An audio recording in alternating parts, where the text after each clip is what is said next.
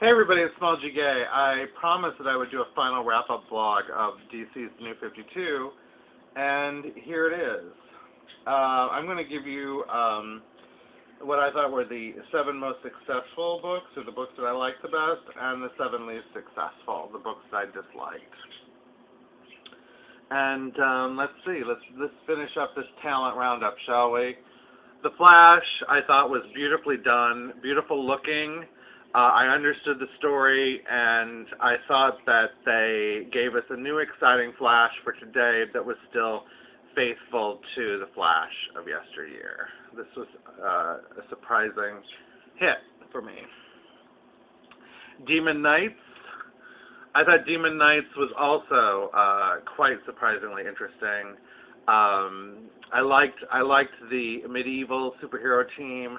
I thought that it was fantastic and wonderful and imaginative, and I would definitely like to read more.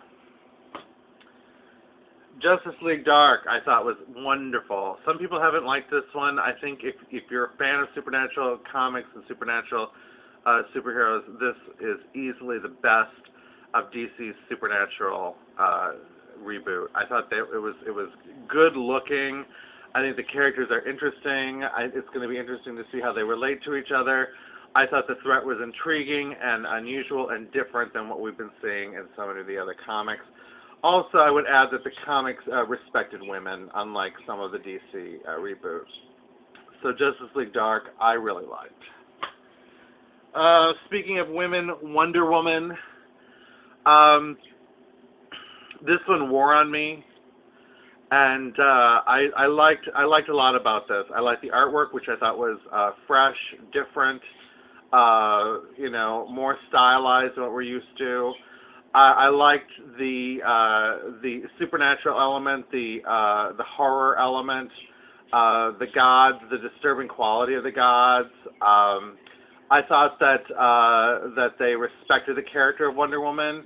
I like the fact that they're going back to the original spirit of Wonder Woman, and I think the plot line is intriguing already, and I think Wonder Woman was probably the best of the superheroine reboots. I thought that Batwoman was beautiful, but it wasn't really a reboot. I thought Supergirl was intriguing and beautifully done, but it wasn't quite enough to grab me yet. I mean, I'm going to definitely read the next issue. I thought Wonder Woman was provocative and mysterious and scary and terrific. Superboy was also a surprise.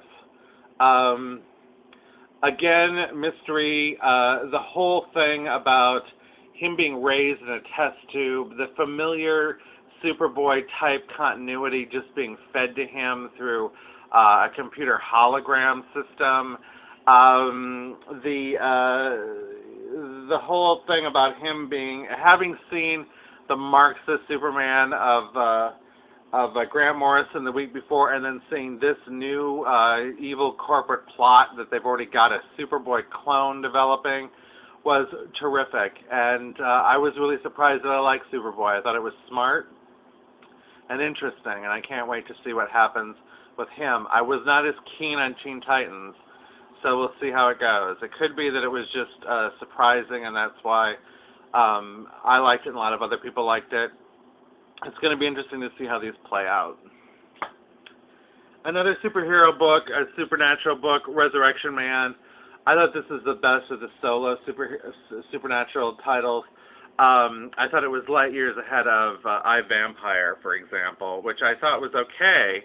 Resurrection Man had gorgeous art and an intriguing character with an intriguing superpower and a fascinating situation that he's in. You know, he's caught between heaven and hell, and nobody knows why nobody can kill him, or that the kill doesn't stick. I thought that it achieved everything. It wasn't gratuitously horrifying, but it had a colder heart than any of the others, I think. There was a coldness at the heart of Resurrection Man that I found very compelling and scary. Superman Action Comics, I know that this will surprise many of you because I did not like this when I first read it. I still don't like Grant Morrison's politics. However, I respect the fact that he actually rebooted a character, unlike so many of the titles that came out this month.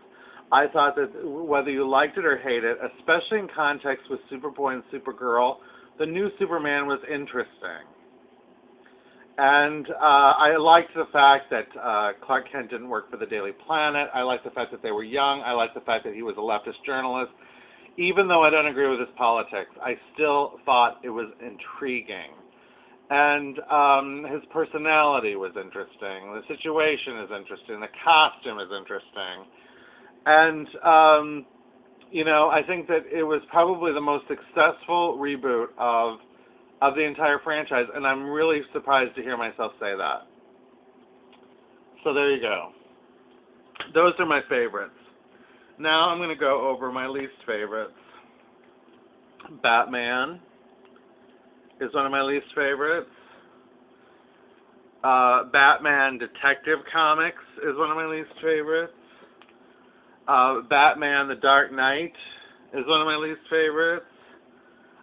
Batman and Robin is one of my least favorites. Nightwing is one of my least favorites. Catwoman is one of my least favorites. The Batman franchise I thought was really heinous. At first I thought it was okay, and then I read the same story 5 times. I've complained about this already ad infinitum. The elements have become cliche. They're so overwrought and overdone, and it is repetitive. It's like having a mallet whacked into your forehead over and over and over again. There is no variety here. It is dated. It's incredibly dated. It needs more than any other title, Batman seems to have been crying out for a reboot. And they should have started this story fresh. They should have brought us to Batman's beginning like Action did. It should have been a new Batman out right now, meeting Robin for the first time, and Robin could have been 10 years old or 11 years old like he was originally. And we could have seen it all done with an update with new exciting innovations, and instead it was more of the same, and it was more of the same on steroids with constant comics. I thought that the comics were violent, vulgar, and sexist.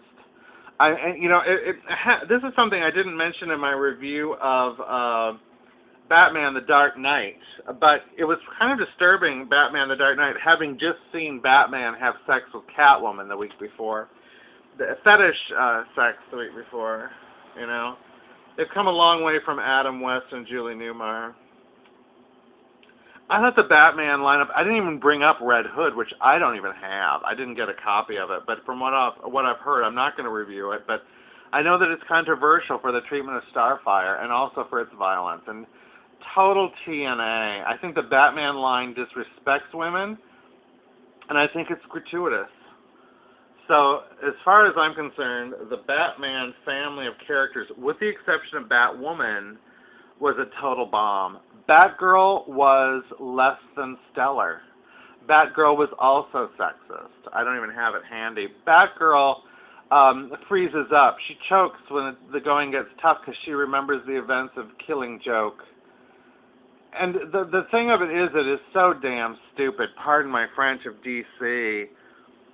They've left the Batman continuity intact, so now it's going to be another continuity nightmare. How could a lot of these events have happened without a Justice League, for example, or without a Superman, for example?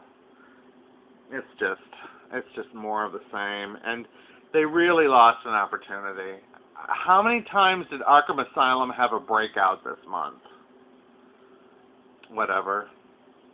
And you see Two-Face in one comic, and then there's a different version of him in another comic, but you don't know if that's the new Two-Face or if the next time he appears in the other one, he'll be the same. Characters are different ages in each book. It's just a mess. It is a mess. Dick Grayson should have been developing like he was prior to this. Again, Grant Morrison, I gotta give it to the guy. Batman and Robin, I'd read some of those, and I thought it was great. They were moving Dick Grayson forward to a new Batman. he should have been another Batman. You know, he should have been, you know, a new Man-Bat, or, you know, Batman 2, or something totally different, rather than going back to being Nightwing again. That was a huge step down for him. A huge step down. And, of course, in one of them was in Batman. He was a teenager again. This is a mess. So it's just a mess. Batman was a mess. And my final huge disappointment was Superman. I was so psyched for the new Super franchise, and then this thing came out. I've already talked about it. Apparently, George Perez has already been taken off the book. Apparently, I'm not alone. There's something that I didn't talk about. I don't think I talked about in my original review. This comic book had so much writing. It was so overwritten.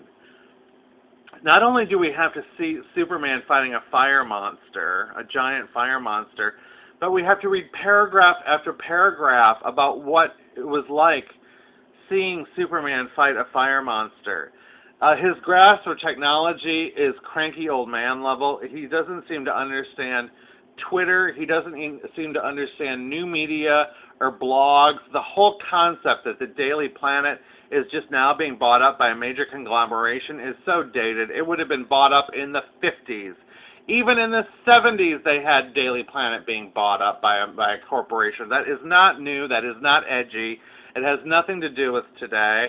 And rather than the kind of downscale, down-market reporters that we saw in Action Comics, which is more realistic, this seemed like it took place in the Dynasty universe.